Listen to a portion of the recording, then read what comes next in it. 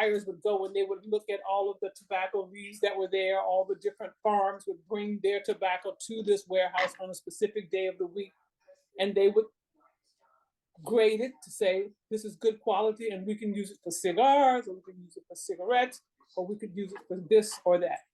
And then that was the process. Once they did the grading, and then they would say how many pounds this person had, because when the tobacco was taken in these burlap sacks, they were as big as 2 tractor tires.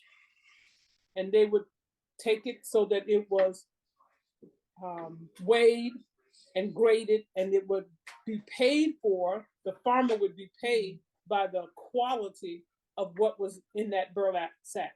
Wow, that sounds very labor intensive and very tiring just to think about. But absolutely. So from there, I know that you did that for quite a while because you said you were only 6. How long did you do that until you were like, all right, time for change? The year of when I was a senior in high school, I knew that would be the last time that I would be doing this kind of work, unless I was doing it as a means of getting cash for myself to buy personal things for myself. I would work for someone else.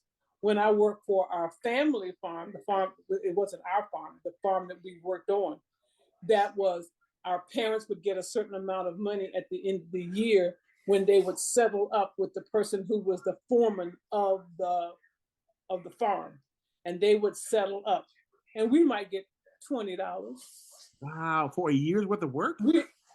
Yes, $20. If we got $20 each time, they would have a batch of tobacco that would go to the market to be sold. We might get $20.